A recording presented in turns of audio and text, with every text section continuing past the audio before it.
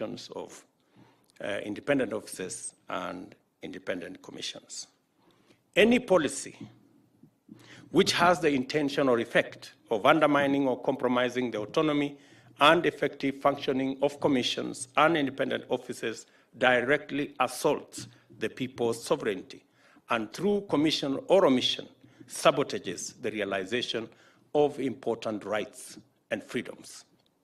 The existence of the institution of commissions and independent officers, therefore, must force us to stay vigilant at all times and mindful of every real boundary that exists between organizations and agencies of state and government, and by implication of the clear, inevitable, and rigid limits constitutionally imposed on the power and authority we exercise in the public interest.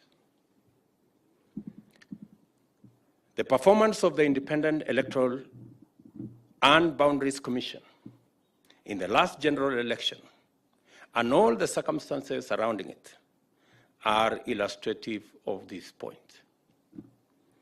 A while back, senior politicians teamed up to manage the presidential succession that was due in 2022, with a view to guaranteeing a very specific outcome of the ensuing election.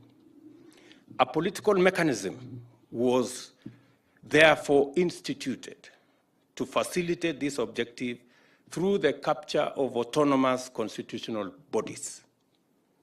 In the case of the IEBC, this mechanism resolved to infiltrate the organization by introducing at its highest level 4 sleeper commissioners whose sole task was to lie in wait for the election, then spring into action and take drastic actions to subvert the will of the people.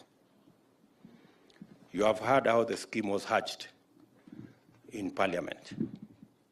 At the same time, the mechanism constituted a syndicate to execute a series of strategies consisting of bribery, blackmail, extortion, threats, and intimidation of various public officials of the IEBC, attempt their abduction, torture, and assassination.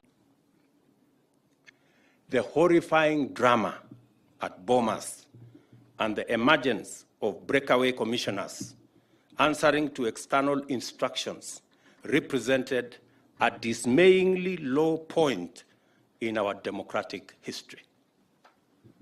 A policy to subvert the wishes of the people had even been sanctioned at the highest offices of the state. The sovereignty of the people was in jeopardy. Our fundamental constitutional attribute as a free, open, democratic society based on constitutionalism and the rule of law was under severe test. Chapter 7 of the Constitution on the representation of the people was subjected to the most shameful, egregious assault. As a result, the nation's legitimate mechanism for constituting parliament and the executive was under serious threat of chaos and paralysis. This is the magnitude of the atrocity which shamefully desperate criminal spectacle of the Bomas of Kenya represents. The unfortunate events of 2007-2008 are fresh in our minds. By the time we hauled ourselves out of the abyss that was the 2007 post-election crisis, we had lost thousands of lives, millions of livelihoods. We had lost confidence in our institutions. We had lost a lot of hope, and we had lost political sense.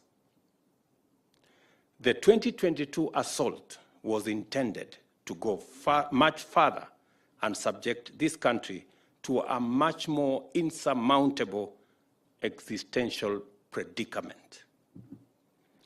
In the midst of this menacing storm of violent criminality, unrelenting corruption, and reckless determination to subvert the Constitution, dismantle institutions, and take our nation apart, a ray of courage and integrity was shown on us by God's grace.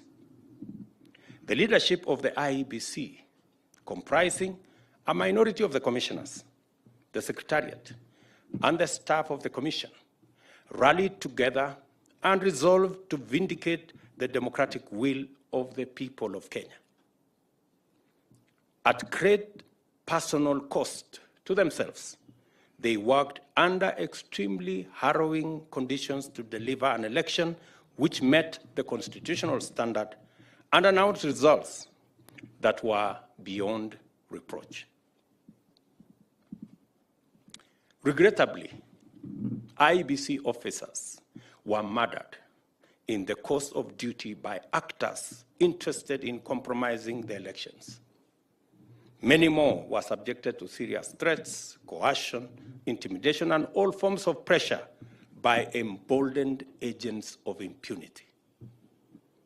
We now know that Chairman Wafula Chebukati, who is in this audience, and Commissioners Abdi Yakub Gulie and Boya Molu, as well as the CEO, Hussein Marjan, and their staff, were offered stupendous financial rewards to cooperate with the agents of impunity, but they bravely resisted.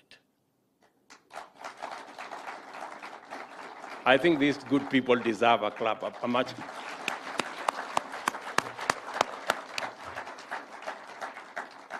We also know that they were subsequently threatened with dire consequences for them and their families if they did not do and overturn the choice of Kenyans. Again, we know that they stood strong and firmly said no. Can we clap for these people?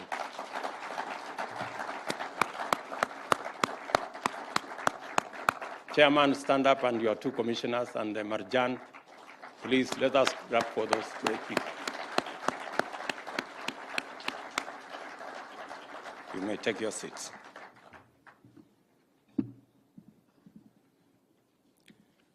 We also know that there was a direct attempt to abduct Wafula Chebukati and murder him so that the commission would be paralyzed, or a compliant commissioner take over and subvert the people's sovereignty. It was a hard, cold, and lonely time. The threats were dire. The promised rewards very lavish, and the pressure relentless. It matters always that a public officer endeavors to do the right thing. It matters even more that a state officer did not once hesitate, even for the briefest moment, to stand his ground and do the right thing under the circumstances surrounding the announcement of the final presidential results in Bomas. We salute with great admiration the steadfast and the steadfastness, integrity, and leadership through example that Wafula Chebukati provided at the IEBC. It is this uncompromising commitment to his constitutional responsibility that enabled Chebukati lead IEBC in learning effectively from the 2013-2017 elections to deliver an election that met the highest standards, and in fact, that was unstealable.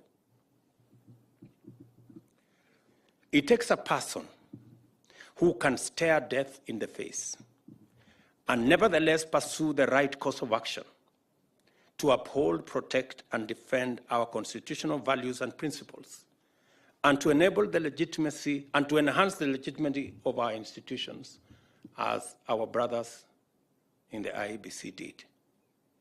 The IEBC had 3 such people, just 3. Even though they were in the minority,